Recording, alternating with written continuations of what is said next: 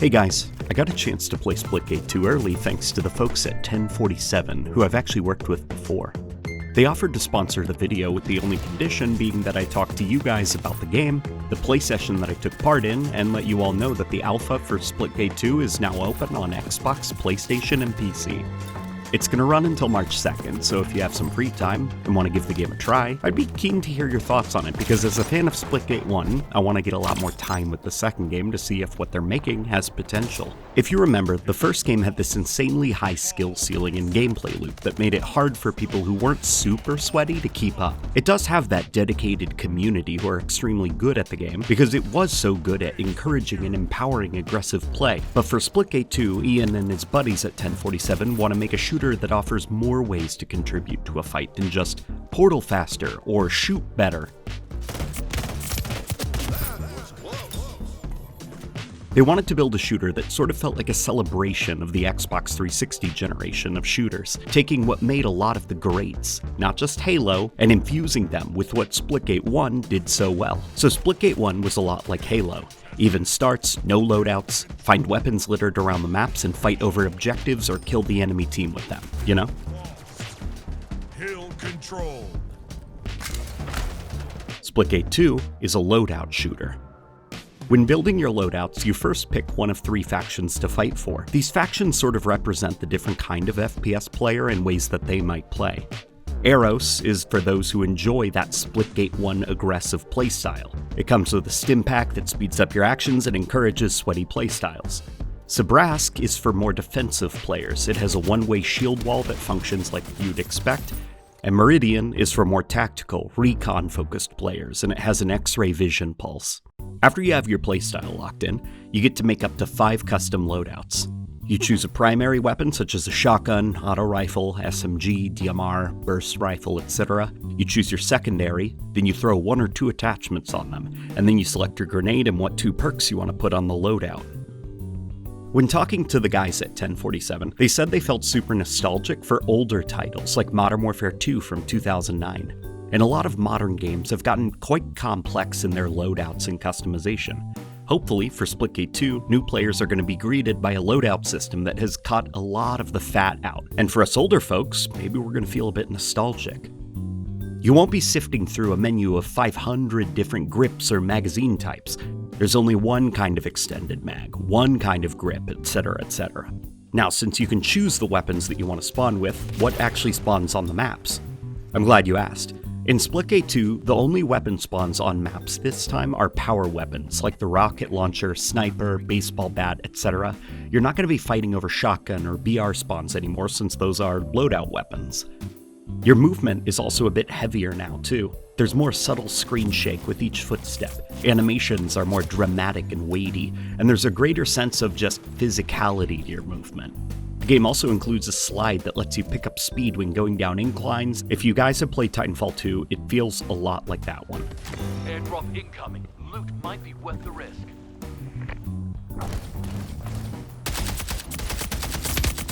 If you remember, a closed alpha for the game was held a while ago, and since then changes have been made to the game and its maps, such as portal spots being added, jump spots being added, geometry has even been shifted around. There were also new weapons added that weren't in the prior closed alpha build of the game that you've probably seen from a few months ago. There's about 24 weapons to customize loadouts with, and the goal is that each faction has their own loadout equivalent weapon that aesthetically and mechanically fits their faction. Eros gets an SMG, Meridian gets an SMG, Eros gets a shotgun, Meridian gets a shotgun, etc., etc. Sabrask ended up being my favorite faction, and their loadout weapons all had this very down-to-earth industrial and gritty vibe, like if a power loader was turned into a shotgun. In the open alpha, I'm going to be playing with the 2 other factions more because the Eros weapons seem to be catered more towards fans of the original Splitgate in their general feel and aesthetic vibes. And seeing as I'm a fan of Splitgate 1, sounds kinda like home. Now that you have the big picture stuff on how the game is different, let's talk about the 2 experiences that I played, Arena and Portal Warfare. Maybe it's because I was playing against folks like T-Dog Smitty, speaking of which, hey T-Dog, if you're watching this, let me on your podcast, dude, I love you. But I was getting smacked around a lot. I only got a chance to play maybe 2 matches, and I'm hoping to play some more during the open alpha so I can get a better grip on how different the game feels compared to the first game. But for what it's worth, the COD folks that we were playing with seemed to be really enjoying the game. A lot of comparisons were being drawn to the general flow and feel of COD games like Black Ops 3 due to the jetpack, slide, and custom loadouts, and they were actually digging it for the most part. This, though, is the one that I'm really excited to talk about. So there's this mode in Splitgate 2 called Multi-Team Portal Warfare. The pitch is that there's 24 players who are put into 3 teams to fight over objectives on these large maps. Heads up, airdrop on the way. Double kill. Every now and then, drop pods are going to fall from the sky containing power weapons or loadout weapons that have every single attachment slapped on them. Victory is close. Don't back down. Arena stuff is for those who want faster-paced action, while multi-team Portal Warfare is for the more chill, casual experience, since the large map means you aren't constantly in the action.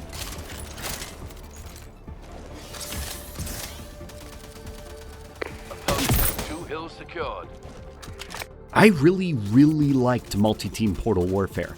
It scratched this itch that I didn't realize I've actually had after sinking hundreds and hundreds of hours into Titanfall 2.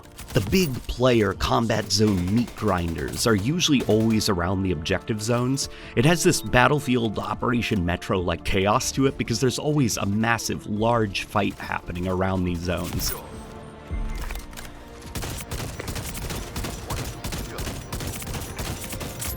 Airdrop incoming. Move. Might be worth the risk. You can usually hear the objective zone before you even see it because of the distant sounds of explosions and occasional crack, crack, crack of gunfire. It sounds like thunder at times, dude. Like, I can't stress enough. The battle ambience is so good in Portal Warfare.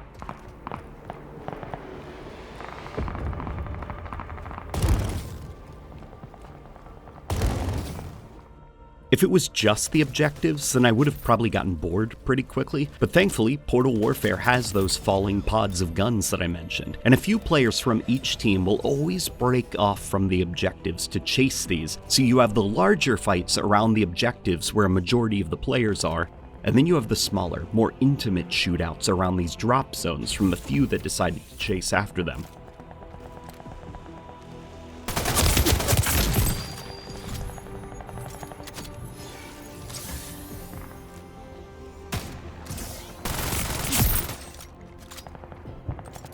The reason that I brought up Titanfall 2 earlier is because Titanfall 2 is a game that I also felt was really good at providing fun distractions outside of the primary combat zones, and you always kind of found a shootout or an adventure no matter where you went, and Portal Warfare really had a lot of that same energy.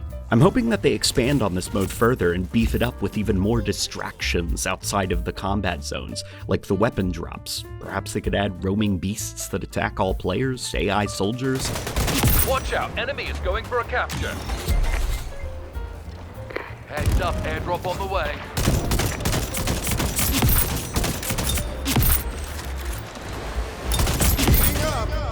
Triple kill. Overall, Splitgate 2's heart is in the right place. Game development is hard in general, and it's only getting harder and harder, and games like Splitgate 1 that have these viral moments in the sun are unfortunately few and far between. Making a sequel that's easier for more folks to jump into and come to grips with is no easy feat, and the reason that I like working with 1047 and Splitgate is because Ian and the folks who work under him, and the folks who work with him all have this desire to just make fun FPS games that remind people of why they fell in love with the genre. I want to help them build a game that they're proud of, and that people feel like offers them something they can't really get anymore in the modern shooter space.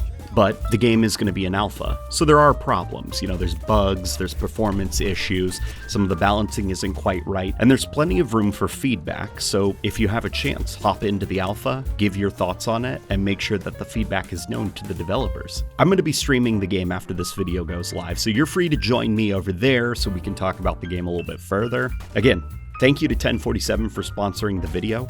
I believe in Splitgate. And yeah, again, thank you to 1047 for sponsoring the video. And those are my thoughts. Ian, Mike, I know you guys are watching.